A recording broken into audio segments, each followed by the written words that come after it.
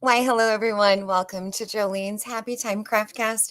I am indeed Jolene, and it is so lovely to be with you here today. I have to start our show with just a couple of apologies. Um, I had my first um, guest not able to attend the last couple of weeks.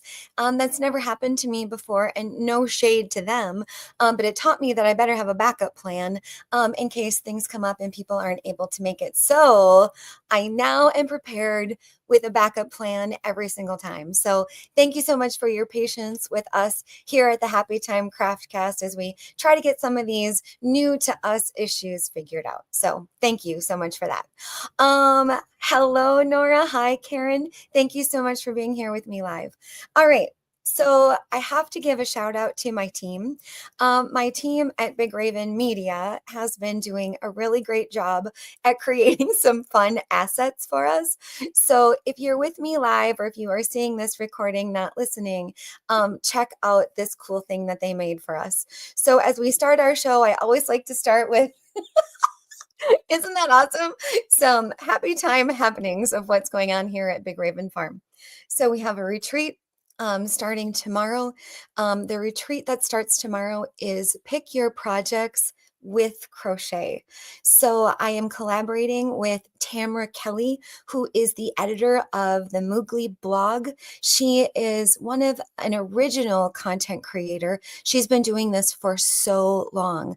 The Moogly blog is crochet and knitting patterns, and she does a really popular crochet along. It's an Afghan or a blanket, and I did my first one about 10 years ago, and I met Tamara at a conference, and when she walked by me and I saw her name tag, I kind of fangirled a little bit because I've been following her and I love her blog. So Tamara and I are collaborating. Our event starts tomorrow. There are actually a few spots left if anybody has, I think there are 3 spots. If anybody has that kind of flexibility in their schedule. But people who come to Big Raven Farm will be doing either my projects that they've pre-selected or a whole list of Tamara's crochet projects. So it's a first for us, and I'm really excited to see how it goes. And some of our guests are going to be doing both. They'll be doing paper projects and crochet projects. That starts tomorrow. But all of our retreats for 2026 are already listed on our retreats page. And not to be a jerk, but in all honesty, they do fill up fast. Each retreat only has 14 spots. So if you are interested in joining us in 26, I'll be sure to link it in the show notes so you can maybe make your first trip to Big Raven Farm. We have Pick Your Projects, cooking retreats. We have 2, I think, art journaling, visual journaling retreats. And then new this year, I have a book binding for beginners. And then, of course, my very popular eco dyeing and cyano print retreat. I'll be offering that 2 times. So all of that is over there at bigravenfarm.com, but I'll be sure to link that in the show notes. So today's episode, lots of fun things planned for you. Another beginning of a new tradition, and that is going to be, look at this. Oh, wait. Look at this. Look at this. Here's another one my team made. This is our book Nook for makers. I'm so excited. My team is so awesome. I love that animation. It's amazing. Let's start with a book review. So the book that I would like to share with you this week is actually one that I have gotten a lot of traction out of. It is called the Collage Workbook, and it is by Randall Plowman. And what I really like about the Collage Workbook is that Randall has built in some lessons. And so one lesson or activity, like it's kind of like, go ahead, crafty person, you try it. He's got 5-minute collages, which I love as a prompt. These are all prompts. Collages that are white out, which, if you are new to collage, I think this is a really great book to get you started in all of the different ways a person can collage. And the prompt sometimes just helps me over the what am I going to make today, or what am I in the mood to make, what's speaking to me, or even what happens more often than not is I don't know what to make. and I just want to work with my hands. I want to do something crafty. I feel like I need to express myself creatively. And so Randall's book, 10 out of 10. I love it. Let me show you another prompt, and then I'll show you some of the things that I've made. As a prompt, he also suggests, let's just do a black and white collage. Let's see what that does. Or color charge, like let's use some color. Another one that I thought was really fun is he has a prompt that's called Seeing Double. And so the idea is that you would use two of the same images and just see what you get. And I think that is a fun one. Or he's got like finger paint. Just start making something and then, put some white gesso or paint over the top. What about tissue paper? Let's see what we get with tissue paper. So I think this is a really great book. It's called the Collage Workbook. So from some of Randall's prompts, I made this one. It's a collage where he says, if you're having trouble kind of connecting your elements, put in a circle. So he's like, he talks about, a little bit of design in threes and how you want to kind of think of design triangles. He also talks about, what if you add a map or some old receipts? And then if you're having trouble like connecting your focal point to your background, boom, pop in a circle and see what you get. So awesome. I might have thought of it on my own, but his prompts helped me out a lot. So that was one that I tried. And then I tried another one with painted paper. And let me see if I can find that for you quickly. He talks about using typography, like fun letters and maybe a focal point. And so I made this little lady. Minnesota Drama, it says, and she's cut out from our Reader's Digest condensed book, which of course, is my favorite fodder. And actually, fun fact, this background paper, we design and manufacture yoga mats, and our mats are first printed to paper, and then they're dye sublimated. And when they dye sublimate, the process is called off-gassing. The image leaves the paper and it goes onto the yoga mat, but I'm left with these really fun, low opacity papers that I can use in my collage. So 10 out of 10, let me show it to you again. Randall Plowman, the Collage Workbook. Highly recommend. Good book, especially if you just need a little, you need a little push to get yourself going. Love it. So hello, Keely. Hello. Oh my gosh. Hello, Barb. Barb, I've been meaning to let you know that your favorite t-shirts are back in stock. Okay, just a little side note there to Barb. Okay, next thing I would like to talk about is I had mentioned in the pregame that today is going to be about some of my favorite tools. So this is our crafty chatter for today. I have a range of favorite tools. Some of them, as they say in the biz, might surprise you. And I have a wide range of price points on my favorite tools. First one, the bone folder. I know it's not very sexy, but I love a bone folder. This one is made of bone. I talked about it in my last episode. They also come in plastic. The plastic ones usually come in a set of two. You get a long one and a little one. But this one is actually made of cattle bone, and it doesn't have any flex. So I use a bone folder, obviously, when book folding, but I also use it to burnish. So when I am gluing images into my visual journals, you can see mine is all full of glue. I use this to kind of mush things down into place. I use it when I'm making books, when I want to, put the cover on with fabric. I need something pointy to miter my corners and to get them to look nice. So this little $13 tool is almost always like at my right hand. I use this often. So there are lots of different sizes and shapes. I've never really seen them at a big box store, to tell you the truth. I have to order these online. And if you are getting your first one, I would recommend the one made of actual bone. Thank you, Kyle. I appreciate you, because it's just a little bit sturdier and it doesn't have the flex. This one will probably last you all of your crafting days. So bone folder, number one, like $10 or so. I don't go anywhere without a bone folder. My next favorite tool will come as no surprise to those of you who know me well. The Tim Holtz 7-inch serrated scissors. This thing is the best. And the reason it's the best is because it has a serrated edge. So that serrated edge on both sides of the blade allows me to cut bookboard. There are not a lot of scissors that cut bookboard. And because I do that all the time, I need a scissors that will get through. So the Tim Holtz 7-inch serrated is my go-to.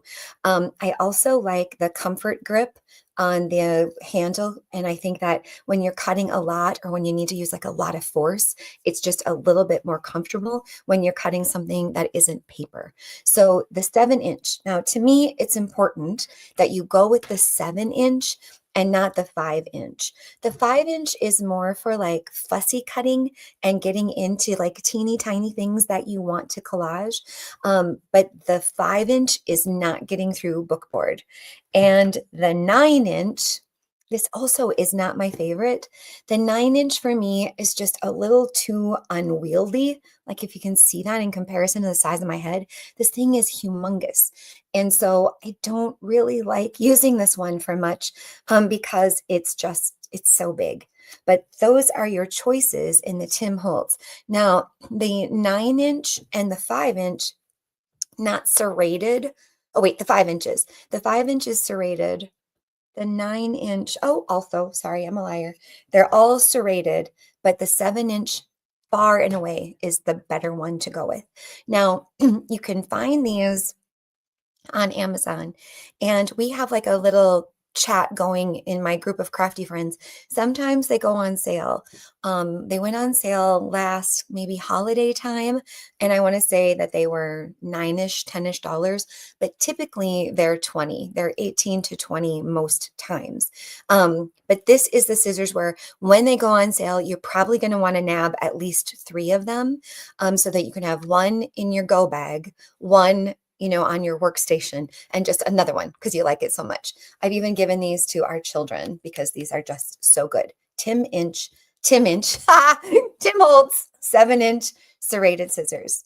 One of Jolene's all-time favorite crafting tools. All right, the next one. The next one is a little bit of a indulgence purchase and a little bit of a splurge. But friends, I swear to you, I love this thing so much. And, I've been a crafty person for a while, started with all the things, right? But I used to be a scrapbooker. And did any of you have that Fiskars paper cutter? And it had like the plastic overlay, and then the blades were orange, and then you'd have to replace the blade. And every now and again, your cuts would go crooked. I can feel you like shaking your head with me going, yeah, we all had that. So I probably went through 3 or 4 of those just because the guide kind of started to bend on me. Like it had too much flex in it. And so if I was trying to cut like a 4-inch square, no luck, it would be like 4-ish. So it was Darren. So here's the story. Darren, years ago, was doing a school fundraiser, and he is a really great photographer. And for this school fundraiser, he decided that he was going to turn some of his photography into greeting cards. And because he's an engineer and because his brain works in the way it does, he had to buy a paper cutter. So this man went out and bought a Rototrim Deluxe, like $1,000 paper cutter is what he bought for the cards he was making for the fundraiser. And I think the rest of the story goes, I think he sold 3 cards at like $5 a card. But he invested in this $1,000 paper cutter. Now, when our worlds came together and I saw this paper cutter, I was like, you are insane. No normal person spends that kind of money. And maybe I'm exaggerating. Maybe it was $900. I don't know. It was really expensive. But I was like, only a crazy person buys a tool that expensive. But then I got to use it. And it turns out when you get the right tool for the job, it can completely change your relationship with a paper cutter. So we still have the fancy one and we keep that upstairs in the craft room, but there's another one. It's still the Roto Trim, and it's the Roto Trim. Look at me, the Roto Trim Monorail 13 paper cutter. This one is made of more like a plywood base, I would say, covered with a veneer, whereas the one upstairs, the really fancy one, that one is all metal. It's really heavy and it does a really great job. But what I love about the Roto Trim is that the blade is self-sharpening. This is the guide where you slide your paper under, and this is the cutter over here on the side. So this one, I don't know how much this one is. I think it's less than 200. But when you have an amazing paper cutter, you will never go back. It's wonderful. It's kind of an indulgence purchase, of course, and you don't have to have it.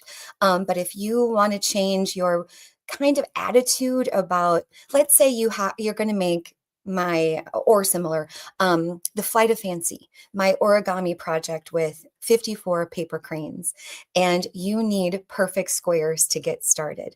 So working with a paper cutter, any paper cutter that gets you a perfect square, just is more delightful in the world of crafty time, because it's less frustrating, because your lines and your folds are going to end up being much more square and put together. So that's the one that I recommend. I have two and I love it. So if you are able to get that fancy purchase, I promise you are going to love it too.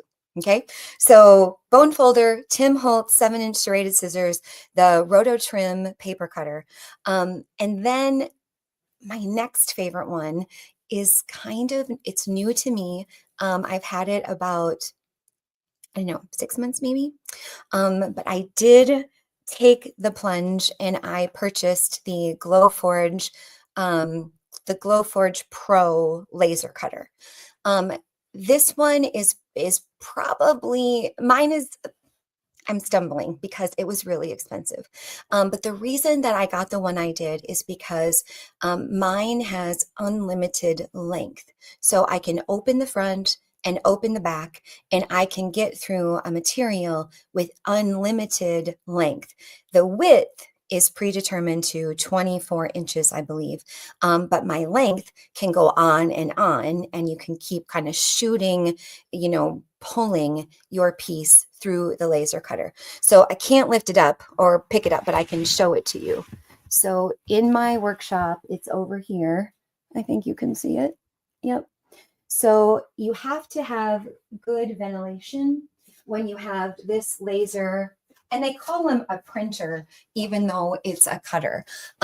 So this one is mine. Darren built this little sled for me, and we have it up so that I can ventilate right out the window. You have to have ventilation for safety and smell. So you definitely need to, get it up so it can go out a window, or you can purchase the additional air filter. And so if you don't have a window, you can run it through your air filter. The air filter, though, surprisingly expensive. And, they say that they last, I don't know, 6 months or something. Mine lasted a month. Now, that could be because the material that I'm cutting has a lot more fiber in it, because I'm cutting books. And book covers, of course, are just layers upon layers of glue and cardboard. So my laser gets pretty dirty pretty quick. And so I went through a filter really fast. So this used to be in a different part of my workshop, but I had to move it because I was just going through the filters way too quickly. So this particular size of Glowforge or, laser for folks for home use might be too big. And so, they have kind of starter models. My case is different because I'm also creating things for my craft club. And so I went with the more industrial model. But I've been very, very glad that I got the Glowforge. It has brought me so much pleasure and enjoyment, especially in my mosaic making with bookboard.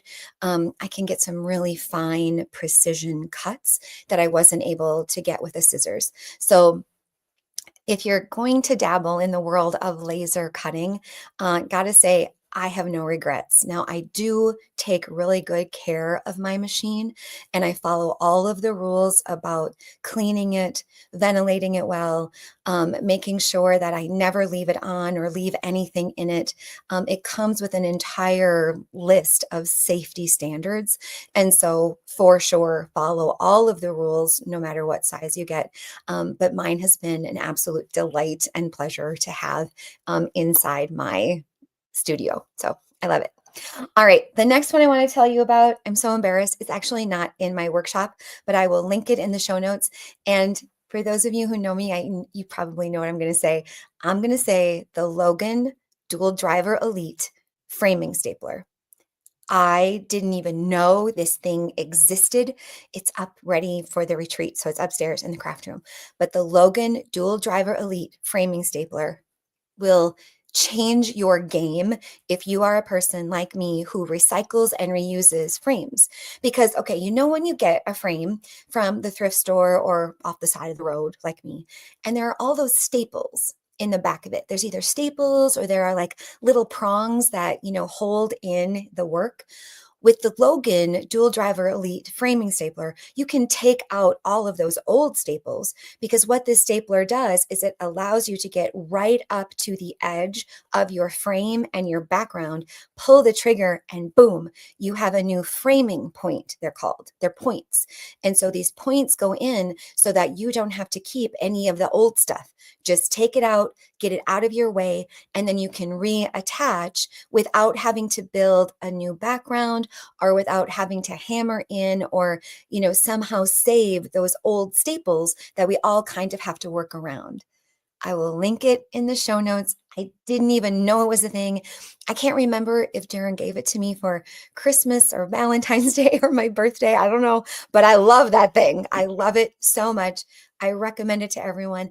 I think it was maybe 60-ish, 70-ish dollars. Not really sure, somewhere in that neighborhood. But I love it, especially if you are a person who reuses old recycled frames and you need a way to like get around that whole stapler issue. Dual driver, Logan, dual driver, Logan Elite. See, I have to say it in a row or I can't say it right.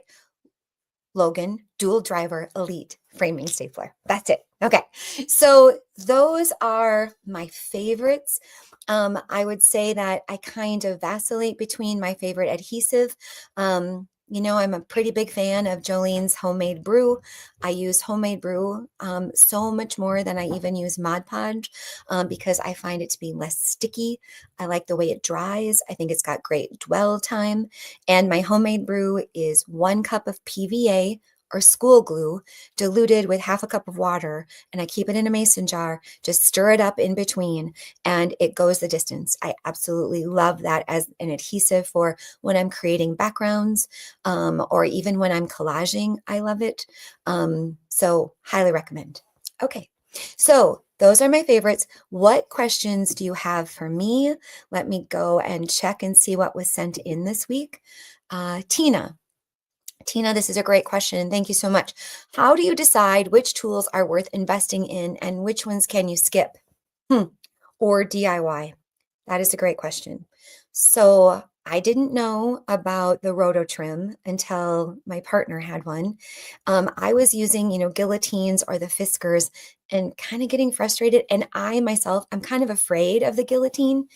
The chopper ones that we had back in, and can you believe they put those in schools? Like, I am the clumsiest friend you have.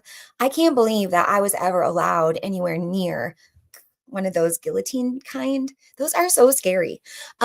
So I would say that if you do a lot of paper craft, especially like if you're doing a lot of bookmaking or making journals or signatures or doing a lot of paper folding where you need things to line up, like you need a 4-inch square for whatever reason, then I think the roto trim would be a great investment, or put it on the list to the people who are looking for a great gift for you. I think the roto trim, I'm so glad that I have it in my collection of things. I don't look at paper cutting now with dread I'm like, okay, I'll cut it instead of, oh, it just alleviates some of that, nonsense that we get about precision. So definitely that. I would say that things that are more like tool-based applicators, like, there's some pretty fancy, they call them a catalyst wedge. There are different wedges and kind of like smearing tools that you can use when you are applying adhesives. In fact, I have one right here. Let me think. Where is it? It's right here in my dirty bin. So there are things like this, like there are these rubber applicators that you can use for adhesives or paint. Well, honest to goodness, a credit card does the exact same thing. Excuse me. That's what you get for having a live broadcast, is a sneeze right there when it's inconvenient. Excuse me. Anyway, I was saying that these kinds of tools, like you can get away with a DIY, like a credit card or something. I have these because they were a gift. But that kind of stuff I tend to DIY, or, special tools for paper rolling or quilling. I have always used a chopstick and have never gotten anything any fancier than that. I have friends that use knitting needles for paper rolling, and I love knitting needles because they have a smaller diameter than a chopstick, and you can get a much smaller tube. The only thing I would recommend is using a pliers or something to pop off the end of those old-timey knitting needles, where they have like kind of like it's a stopper at the end so your work won't go off. And when you're doing paper rolling, it's a little bit difficult to navigate with that additional diameter down at the end. But I think old knitting needles for tube making, great idea. Love those. Love, love, love, love, love. Grace, are there any tools you use now that I wish I would have discovered years ago?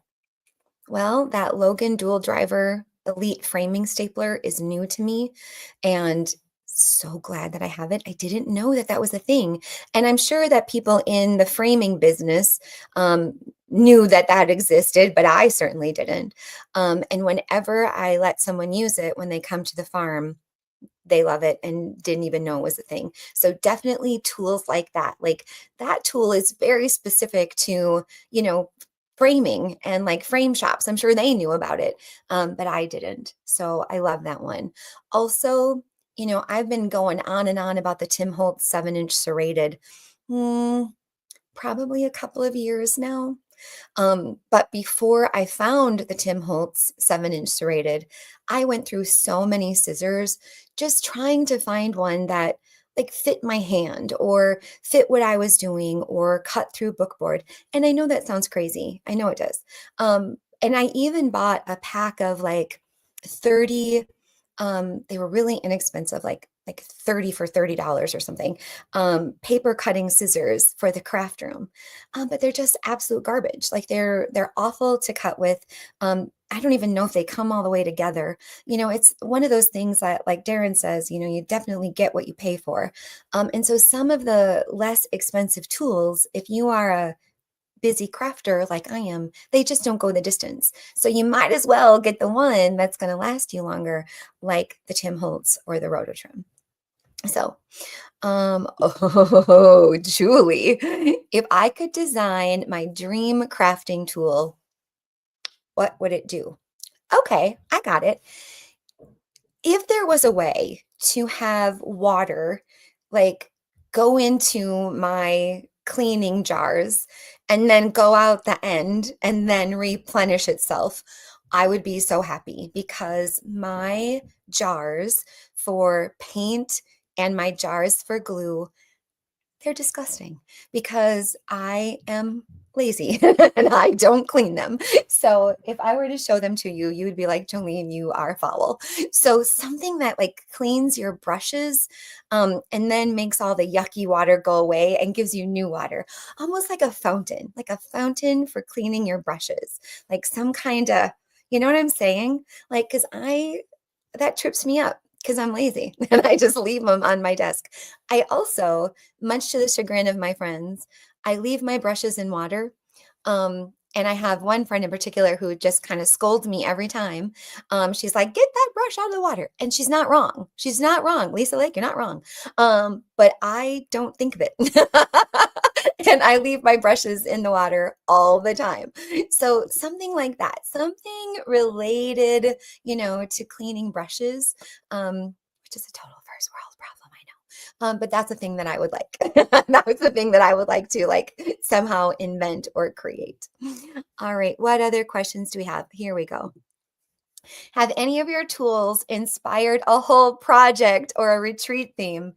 Yes. Yes, absolutely. So this new laser of mine has inspired just all kinds of thinking. If you were with me during the creation of my sunburst, the one that was on CBS Sunday Morning in between the segments. It's been on twice now, if I haven't had a chance to tell you. And it's great. It doesn't say that I made it or anything, like they don't credit the artist, but it's still pretty cool that it's been on there 2 times. And the producers just email me now and say they're using it. And I no longer make a huge post about it because it only lasts like 3 seconds. But still, it's nice to be invited to the party.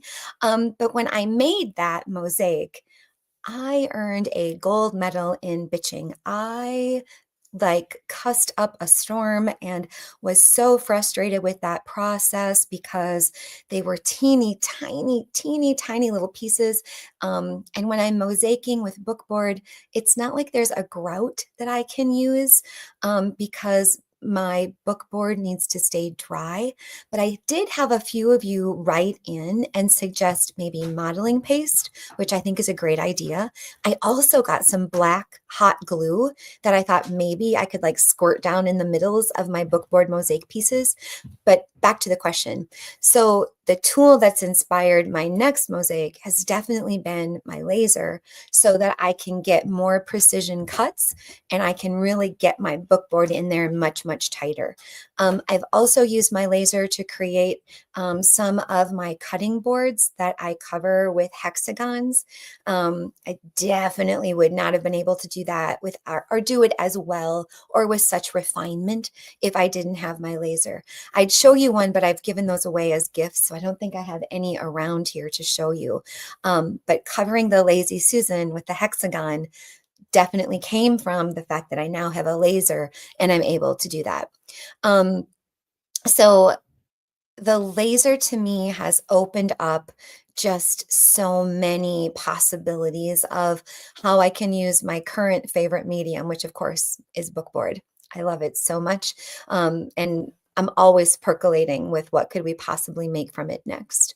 So yeah, that's the answer there. All right, let me go to our comments here. Make sure that I am all caught up. Ooh, Caitlin, that is a good one. Are there any tools that have just not been worth it? Oh, that is so good. I kind of hate to say, but yes, definitely. I am sure some of you have this too. Let me grab it. And it could just be that maybe I don't have the right project yet. But I bought a score pal. Do any of you have this thing? The idea is that you can score your folds for when you are making cards or envelopes, or I'm sure it does all kinds of cool things. And it could just be that I don't know how to use it appropriately. But I saw it and I just had to have it, and I've never used it. I also have seen special holders for glue guns.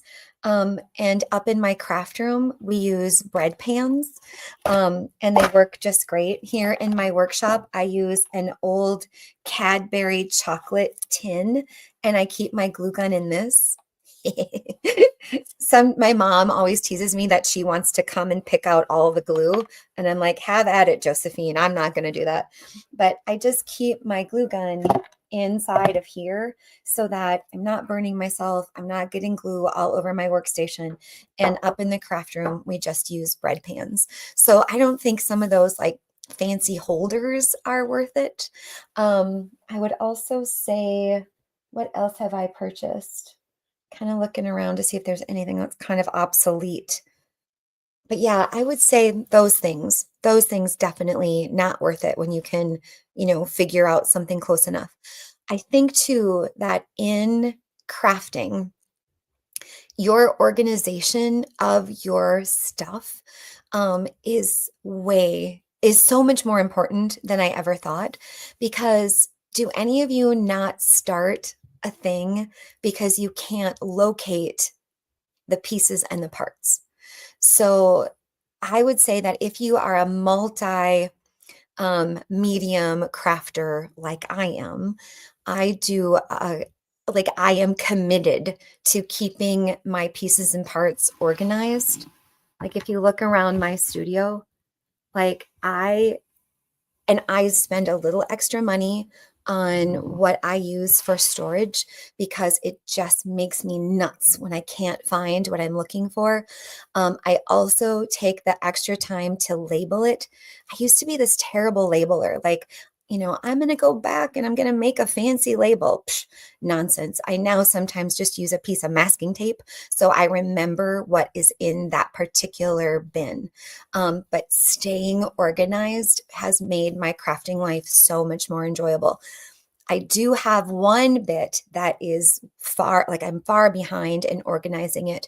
I am terrible at keeping things for my visual journals, my art journals, my junk journals. Like I'm just terrible. Like any cute little piece of paper, I just think I have to have it. I have to save it forever and ever. And so now I have one of those wire basket things down there full of junk pieces and parts. And I don't even go through it because it's such a mess. So I think that that kind of connection and organization can totally change the way you feel about even trying something new, is being able to put your hands on it and to find it. Now, I realize that, I am an artist in my job and I have a lot more space perhaps than some, but whatever you can do, even if it's envelopes or bags or something, just something to keep your pieces and parts separated, will make it be so much more enjoyable to go pick it up. And if you are a fiber artist, another little tip I have is if you have works in progress, WIPs, like all of us do, because sometimes you don't finish one before you start the next. I keep my WIPs, my works in progress, separate from all of my other fiber projects. So my crochet projects that are in process are in a different place so that when I need a grab and go, I can just grab it and go to the car and make it. And another great tip that came from a Happy Time guest, she talked about having kind of like a zone defense for her crafty projects. So she's got the crafty project that stays in the living room for when they're watching TV. She's got the one that goes in the car, more of like a little lap project. She's got the kind that goes in her purse when she's like in a waiting room, like maybe a little embroidery project. I love that so much. And since she said it, I have adopted that strategy. Instead of going quick to gather something before we go in the car, I have my project for the car. I have my project for the living room, and then I have my project that just fits in my bag.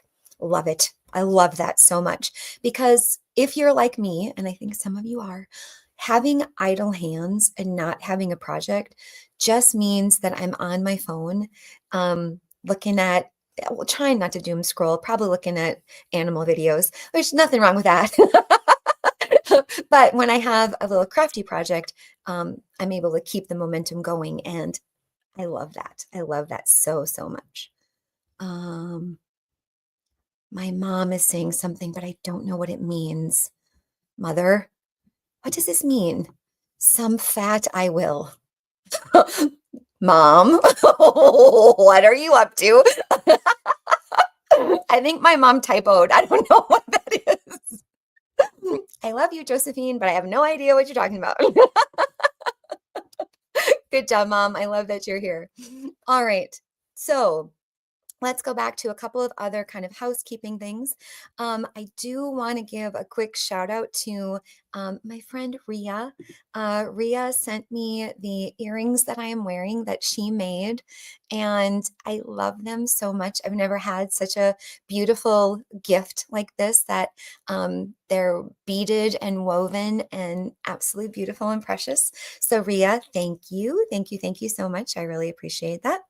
And then let's also get to a takeaway for today, which would be, let's talk about a little crafty something that might be your crafty project as a grab and go and a takeaway. And so this is called Let's Make Something. Again, I'm so proud of my team. Like, those animations are so cool. So the idea that I have for you today as a little make it and take it is a collage project that I think that you could, it's a car project. I think all you need is a glue stick and a scissors. And I talk about this one a lot in my retreats, and it's an idea that I actually got from another book on collage technique, and I will be sure to link it in the show notes. But this idea is making a city with 2 rectangles. So you need 2 rectangles, and from those 2 rectangles, you cut out 2 large arches. And what we're going to do is we're going to make a city, and then we're going to add in some cute little details with the scraps. So you take that rectangle and you cut it in half, and then you're going to cut an arch, like a door, out of all of them. And then you're going to put them together to build this cute little city. And then you can add some details and some embellishments with a fine liner pen.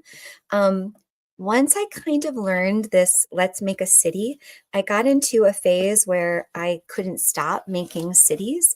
It's a really great way to use up your scraps. And it's a really great way, scrapbookers, to use up some of that scrapbook paper that you have in your stashes that you might not use again for a while. So here's another example of another city, right? So going to take 2 rectangles and you're going to cut them in half, and then you're going to cut out an archway, right? And then you get all of these little leftover pieces, and then you can doodle at the top, maybe put on a flag, add some extra embellishments, and you made yourself a cute little city. How cute is that, right? And again, the idea is you just want to make something. You don't really know what. It's not going in a museum. We're not going to sell it.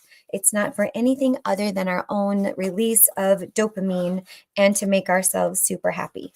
So 2 rectangles, a scissors, and a glue stick. That's all you need. And I would say that, this would be a good argument for the Tim Holtz 5-inch. Like this would fit in one of those little, those little plastic zipper baggy things with a glue stick and 2 rectangles. And then, I even made mine. I did this on an index card. So I don't even bring my art journal in the car. I just bring index cards. And then I make little doodles and whatnot. And then I use that strapping binding to put it in my art journal. So I just use a little washi tape on either side and I attach it later. So I'm not even traveling with my entire art journal, just an index card, a glue stick, couple pieces of scrapbook paper, and you are off to the races. So let me know if you make that one, because I would absolutely love to see what you make. Another idea that I have for Let's Make It.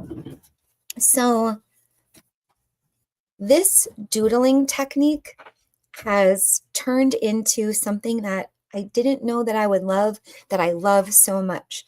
So the idea is you're going to take a black marker, it could be a Sharpie or a Posca, just something that has, quite a lot of dense coverage. And you're just going to randomly doodle all over your paper. Just make a whole bunch of doodles.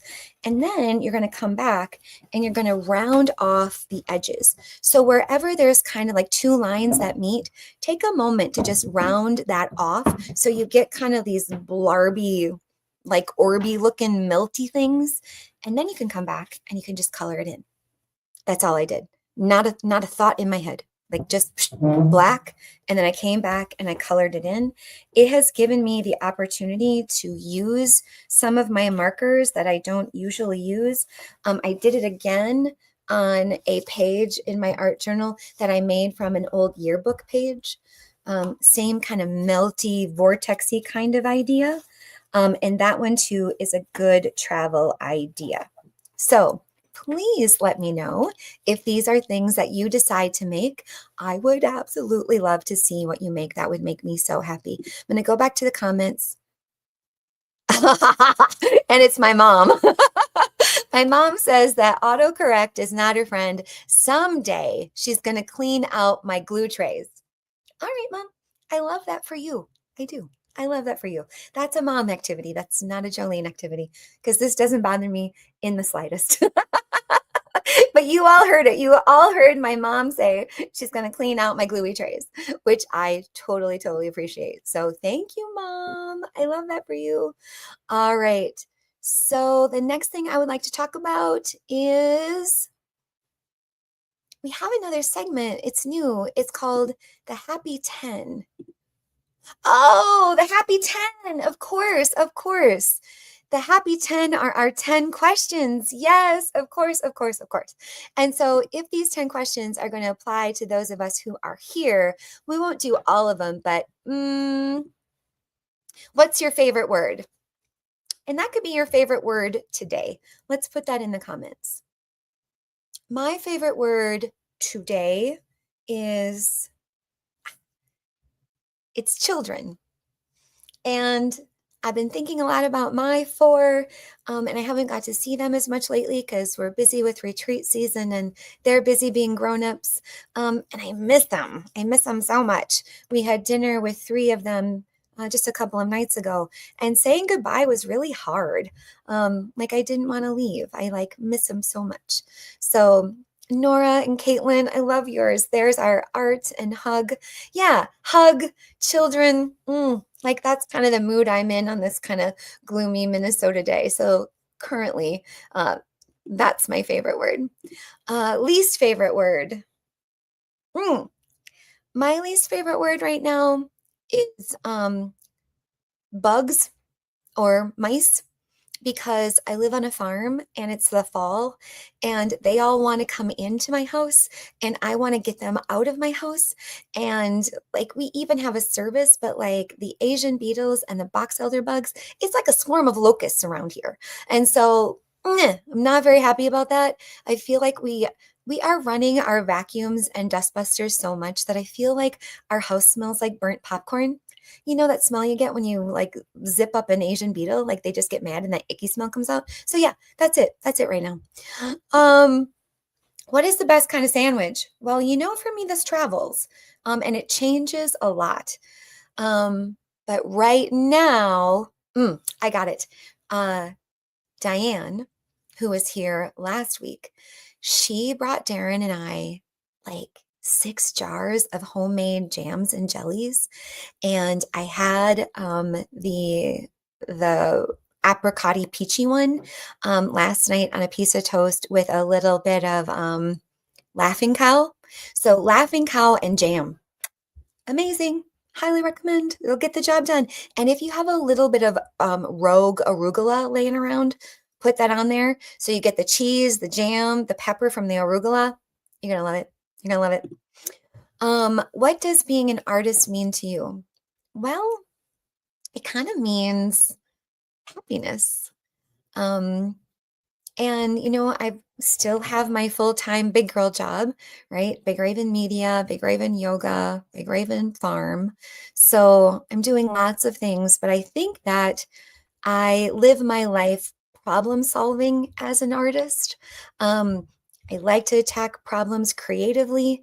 I no longer get too vexed about the problems that face us because we're almost always able to figure out a creative solution. So instead of getting all of that smokestack, that smokestacky feeling where it's all kind of rising and you just feel like it's going to, right? I don't think I get those as much anymore because we are able to approach it creatively. like we have some challenges right now facing the farm.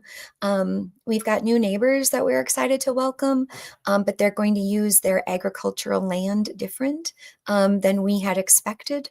And so we are approaching that too with a pretty open mindset and approaching that creatively and how that might benefit our life and business instead of like, do one of these. So being an artist to me actually is the way that I approach problems and the way that I find solutions. And in that, it makes me happy and I find peace because I know that there's always a little bit of wiggle room. And that is definitely Joleen as a grown-up. Like, I don't think this would have been Joleen even 5 years ago, right? I think this is all like maturity and experience and realizing that my passionate, hot-headed ways of old are not going to see me through the challenges that I have now with this very busy, lots of moving parts lifestyle of mine. So it took me a while to get there. What is the scariest animal? Well, it's a mouse, of course, because I do not want them in my house. I don't like that. Yuck. Like, out you pop. Outside. Outside. Not in my house. And I don't know why, like, everyone on my team says I'm being ridiculous. They're not scary. They just, bleh, yuck. No like. I don't want them anywhere near me.